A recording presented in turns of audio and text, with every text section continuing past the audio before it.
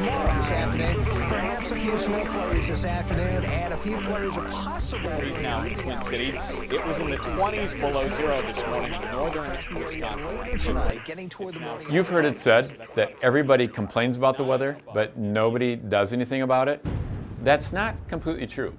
Some people do rain dances. And then I have this friend who has this elaborate ritual built around picking his summer vacation dates that he is sure gets him the best week of the summer.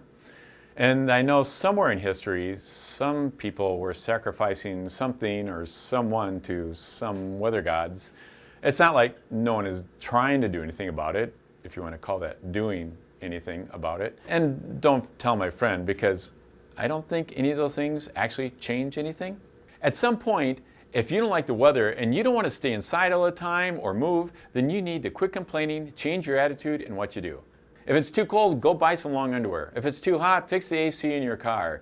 Or get up and out of bed and outside before the sun comes up so you can enjoy the cool of the day. If the rain is driving you crazy, then buy some rain gear and go for a walk in the marsh and listen to the spring peepers. The fact is, you can't control the weather, so you need to focus on what you can change. You.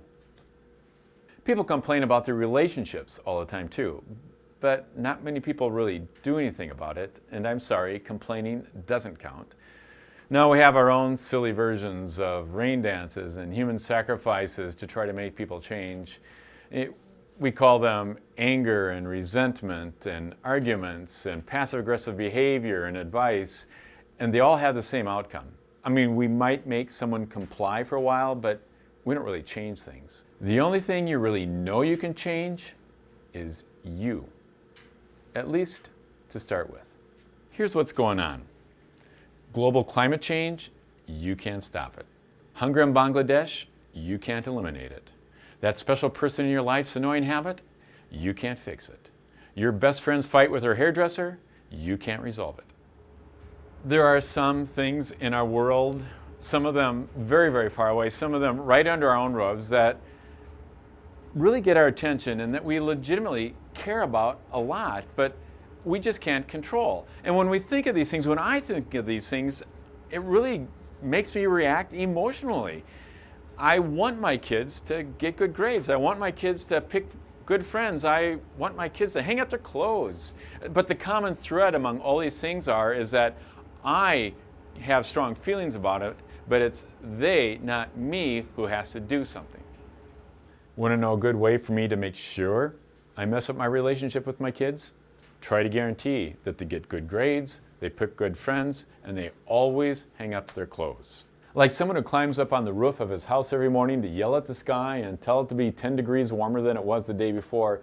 It just doesn't make sense for us to spend a lot of time and energy and get all emotionally tied up in things that are beyond our influence, things that we can't control. It just ends up making us tired and discouraged. And what's worse, all this attention that we pour into things that we can't do anything about steals attention from the things that we can do something about, making us lose the impact that we could have on the world and the relationships around us, and makes us lose our credibility with other people.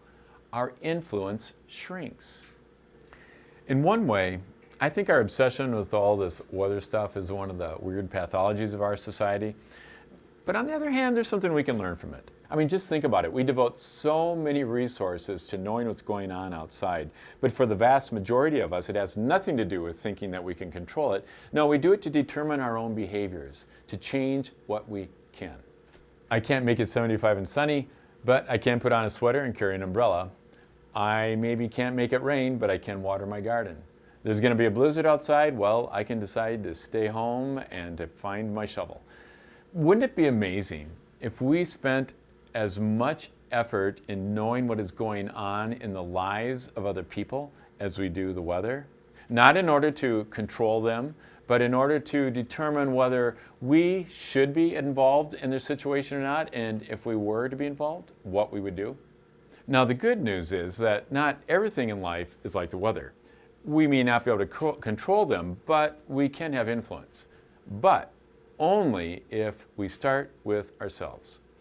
Let me give you an example. You may be all torn up inside by the fact that your teenager is making poor choices, and every time you try to bring it up, it just turns into a huge fight. You've tried grounding, you've tried anything else that you could do to restrict the behaviors that you don't approve of, and everything just simply seems to work in the wrong direction. It's time to ask yourself, what can I control? What really lies within my influence? The answer? Your reaction to their behavior. Your willingness to really listen to what's going on in their lives. Maybe it is your understanding of who they really are. Even though they're messing up all the time, they are still that gift of a unique human life. Maybe even your memory of what it was like for you to be at that age. When you consistently work within this sphere of the things that that are within your influence, you may be amazed at your ability to affect things that before you couldn't meaningfully touch. Things don't change overnight. But authentic influence, leadership, real change happen when they start within us. Others see what's going on and they want to be a part of it. And our influence doesn't shrink because we are discouraged and burnt out. Rather, it grows because people see us as being effective and energized and we're trusted. It's interesting that Jesus asks us to love our neighbors as we love ourselves. Even though the word ourselves is at the end of the sentence, it is the foundation of the idea. What Jesus is saying is that the power and effectiveness of our relationship with others depends on our starting with ourselves. Then Jesus doesn't say love others as you love yourself. Jesus doesn't say love strangers as you love yourself. Jesus doesn't even say love everybody as you love yourself. No, he says neighbors. Love your neighbor as you love yourself. He's not talking about just the person next door or just down the street. He does mean all people, but he means through your authentic connection with them, through the channel of influence that you have in their lives, those things that make them your neighbors, not just other people. The temptation is to reach across the space between us and another person, identify his or her defect, and correct it. Like some Filipino computer tech remotely accessing your computer and fixing a problem on it.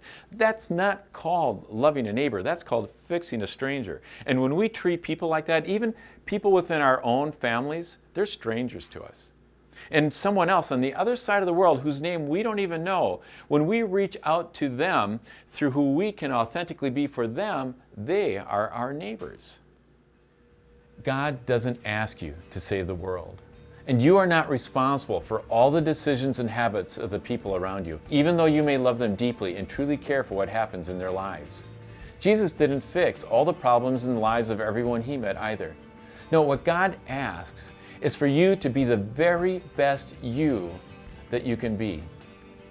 Seek to be that person and watch as what God is doing in you spreads out to touch the lives of others.